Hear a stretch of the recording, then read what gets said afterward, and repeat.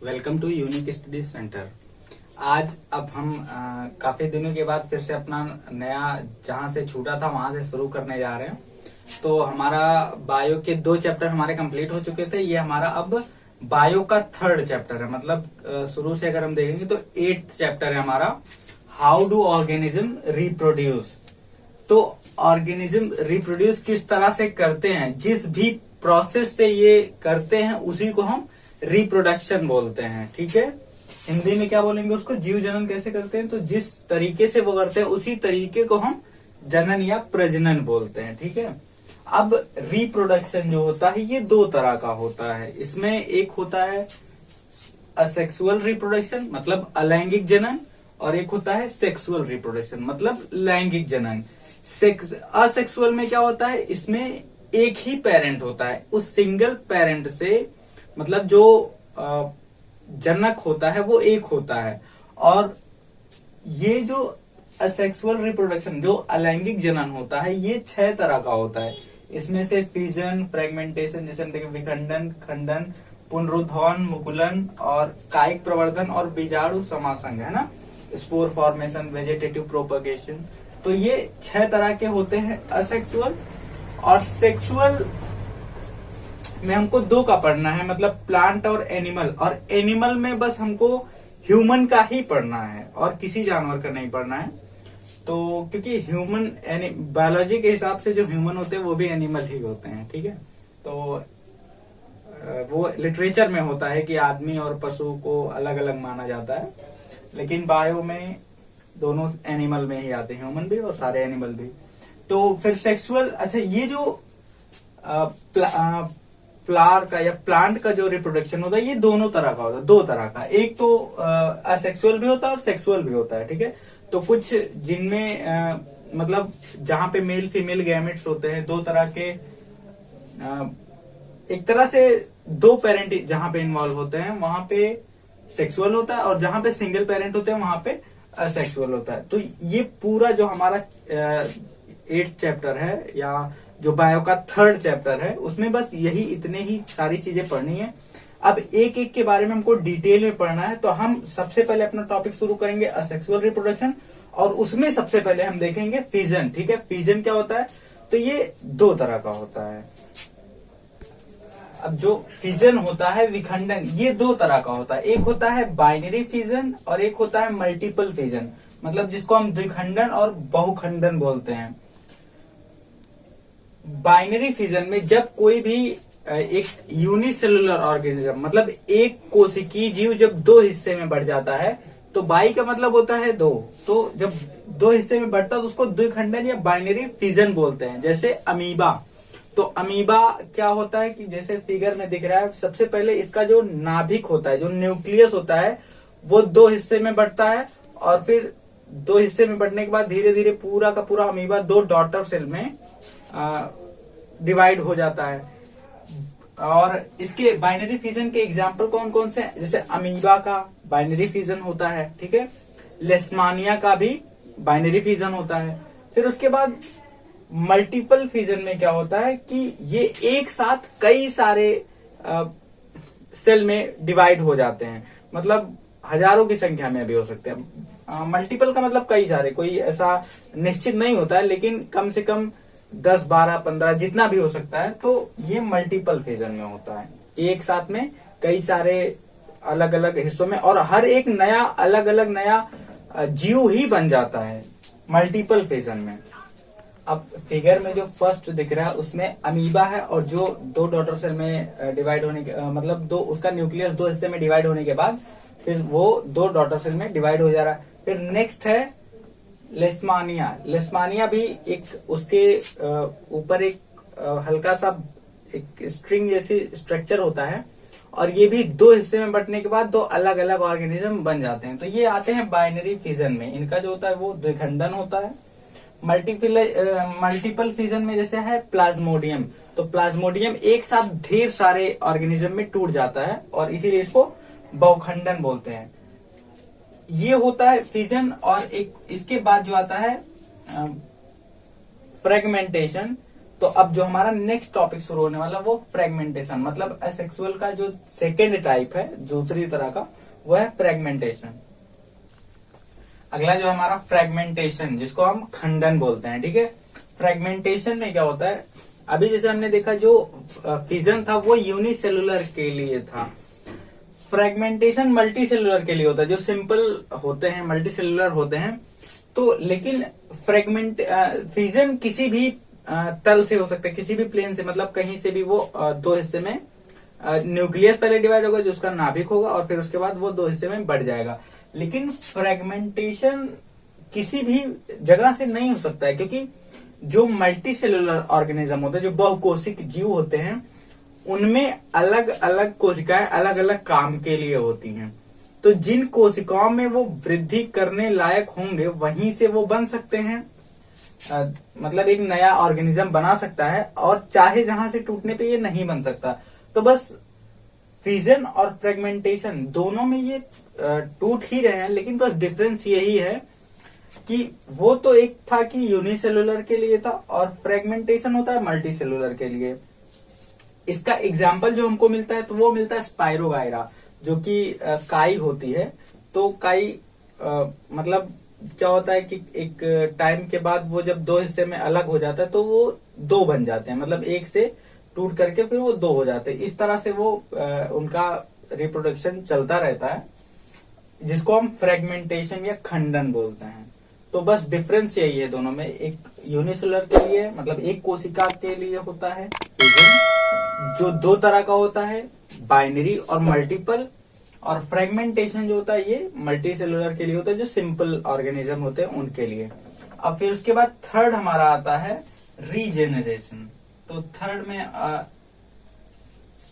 उसके बाद जो हमारा थर्ड आ रहा है उसमें है रीजेनरेशन या पुनरुद्भवन बोलते हैं। इसमें क्या होता है कि अगर शरीर का कोई हिस्सा कट जाता है फिर वो पूरा का पूरा ऑर्गेनिज्म ही बना लेता है, ऐसा होता है। लेकिन हाँ, यहाँ पे क्योंकि ये मल्टी सेलुलर ऑर्गेनिज्म के लिए है, तो कुछ स्पेसिफिक हिस्से होते हैं जहां से कटने पर ही ये बना सकता है। ऐसा नहीं कि चाहे जहां से बस कट जाए।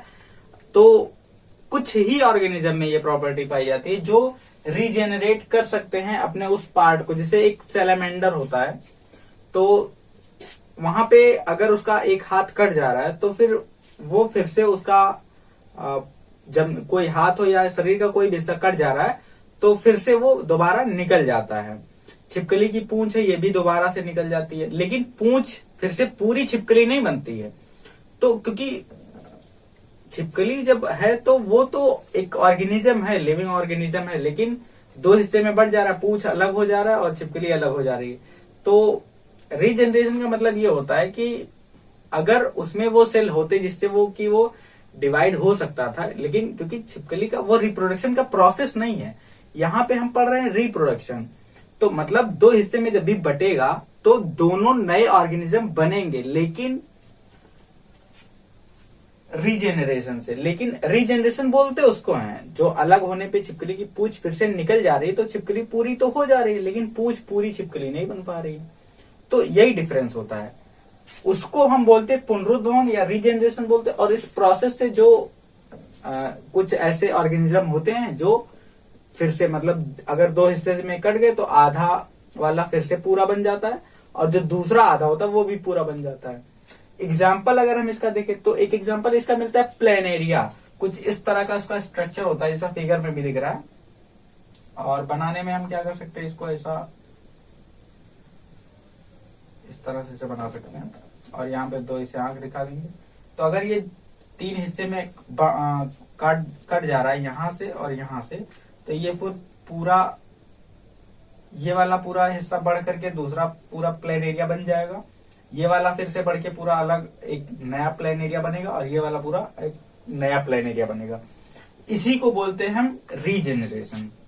फिर उसके बाद फोर्थ टॉपिक आता है हमारा बडिंग, जो कि हाइड्रा में होता है। बडिंग का मतलब होता है मुकुलन। तो प्लेनेरिया का भी ये जो भी फिगर में दिया या जो भी जीआईएफ में जिस तरह से वो डिवाइड होता है और फिर उसके बाद अलग अलग बन जाते हैं। अब बडिंग में हाइड्रा का देखते हैं तो ये किस तरह से होता है। बडिंग में क्या होता है, जैसे यहाँ पे एक ऑर्गेनिज्म होगा और उसके शरीर से एक छोटा सा कोई एक गांठ टाइप का निकलेगा और फिर वो धीरे धीरे बढ़ने लगेगा। और जब वो पूरा एक ऑर्गेनिज्म बन जाएगा, मतलब कैपेबल हो जाएगा खुद को सरवाइव करने के लिए, तो फिर वो वहां से उस ऑर्गेनिज्म से, मतलब जो उसका पेरेंट होगा उससे अलग हो जाएगा। इसको हम बडिंग या मुकुलन बोलते हैं और ये हाइड्रा में होता है। तो हाइड्रा का जो प्रोसेस होता है रिप्रोडक्शन का वो बडिंग होता है। और जैसा दिख रहा है यहाँ पे कि पहले एक हाइड्रा था, उसमें से धीरे धीरे एक छोटा सा गांठ जैसा निकला और फिर वो धीरे धीरे बड़ा होकर के एक नया पूरा, मतलब एक बेबी हाइड्रा जैसे बना। और फिर जब वो कैपेबल हो गया खुद को सरवाइव करने के, तो फिर उससे वो पेरेंट से अलग हो गया। तो ये प्रोसेस होता है बडिंग का हाइड्रा में। फिर इसके बाद नेक्स्ट हमारा आता है वेजिटेटिव प्रोपगेशन।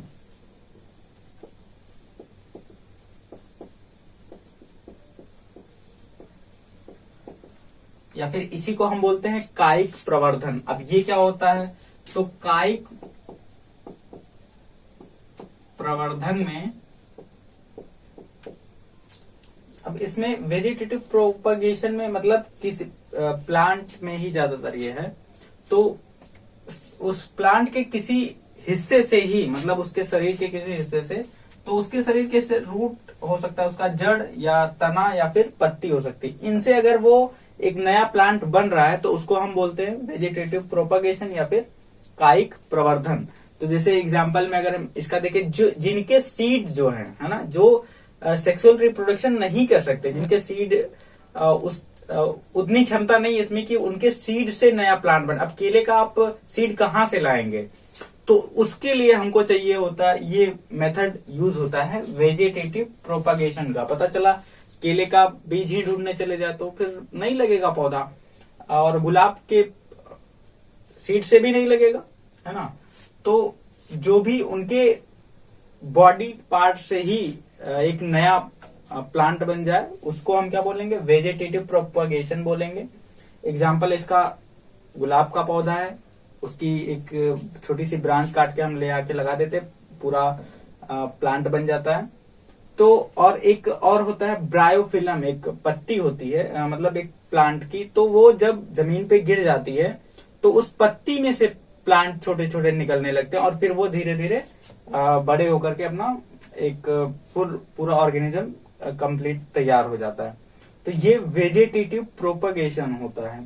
फिर इसके बाद नेक्स्ट जो हमारा टाइप है वो है स्पोर फॉर्मेशन।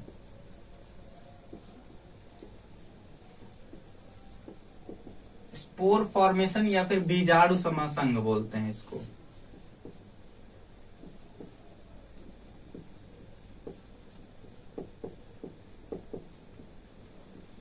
ये कब होता है, जब कहीं पे कोई कवक होता है या जो फंगस होते हैं, फंजाई, ये सब जब इनके स्पोर छोटे छोटे, जब एक पहले तो ये प्लांट के जैसे ग्रो होंगे छोटे, और ये जब उड़ करके किसी भी मीडियम से, चाहे वो एयर से या फिर किसी भी कीड़े मकोड़े से या किसी भी तरह से दूसरे जगह जब पहुंच जाते हैं तो फिर वहां पे भी ये ग्रो होना शुरू हो जाते हैं। तो इसी को हम बोलते हैं स्पोर फॉर्मेशन। एग्जाम्पल है जैसे फंगस जो भी ब्रेड पे लग रहा है या जहां पे भी, तो ये एग्जाम्पल है बीजाणु समासन का। तो ये रहा पूरा हमारा असेक्सुअल रिप्रोडक्शन का 6 तरह के होते हैं, जिनमें से अब नेक्स्ट जो बच रहा है वो है सेक्सुअल रिप्रोडक्शन, जो कि प्लांट और ह्यूमन के बारे में पढ़ना है। एक बार फिर से हम पूरे जितने भी टॉपिक हमने पढ़ा है फिर से एक बार रिकॉल कर लेते हैं। तो उसमें जो हमारा फर्स्ट था फिजन। फिजन का मतलब विखंडन, और ये 2 तरह का था, एक होता है बाइनरी और सेकेंड होता है मल्टीपल। बाइनरी में अमीबा और लिस्मानिया ये दोनों थे। मल्टीपल में प्लाज्मोडियम, और फिर उसके बाद सेकेंड जो था ये था रीजन फ्रेगमेंटेशन।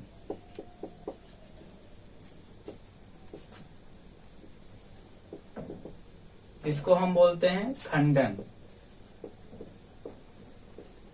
ये था, इसका जो एग्जाम्पल था वो था स्पायरोगायरा, जो कि तालाब में या कहीं पे जहां पे पानी हो वहां पे आपको देखने को मिल सकता है। फिर उसके बाद थर्ड वाला था रीजेनरेशन।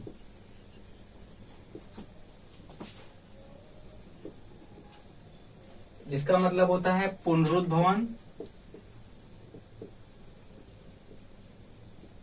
और जो रीजेनरेशन होता है वो होता है प्लेन एरिया में। प्लेन एरिया मतलब अगर जिस भी हिस्से से कट रहा है वो अलग अलग अपना अलग अलग हिस्से में अलग अलग नए ऑर्गेनिज्म बन जाते हैं।